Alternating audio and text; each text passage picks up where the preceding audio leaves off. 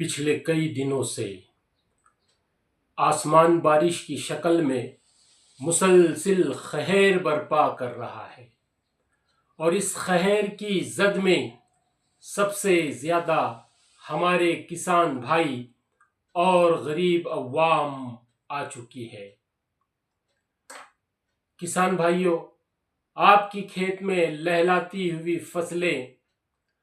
ہماری اور آپ کی راحت کا ثبوت ہوتا ہے۔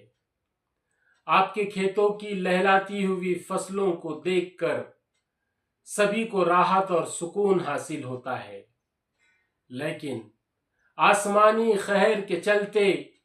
آپ کے کھیتوں میں اس قدر پانی بھر گیا ہے کہ ہماری روحیں اور ہمارا دلی سکون بے چین ہے۔ یقین جانیے کسان بھائیوں، ساری عوام آپ کے دکھ میں، آپ کے درد میں شامل ہے، شریک ہے۔ ہر کسی کو آپ کے نقصان کا معقول اندازہ ہے، لیکن تمام عوام کی اولین تمنا اور خواہش ہے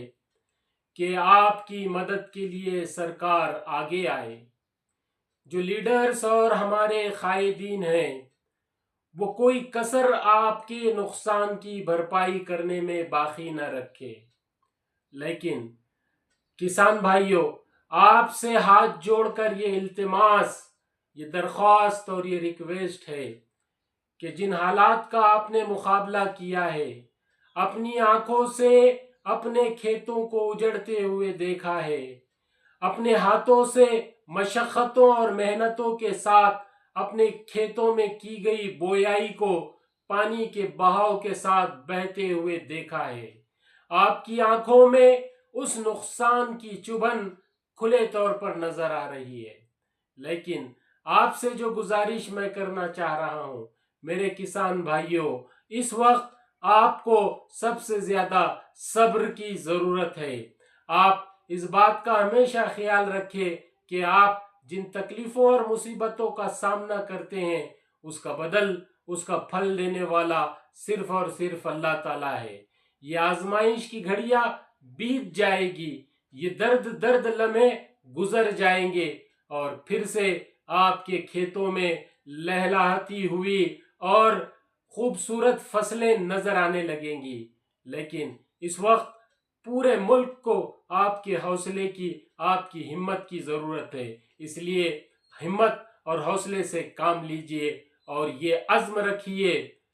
کہ فلک کو ضد ہے جہاں بجلیاں گرانے کی،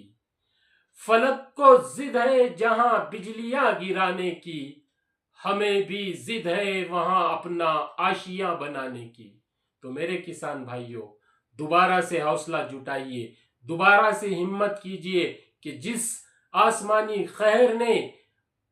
پانی کی شکل میں برس کر ہمارے آشیانوں کو چھیننے کی کوشش کی ہے، ہم اسی آسمان کے تلے اپنی امیدوں کا اور اپنی خوشیوں کا جہاں اپنی محنت، اپنی کوشش اور اپنے ہمت کے بل پر پھر سے قائم کریں گے۔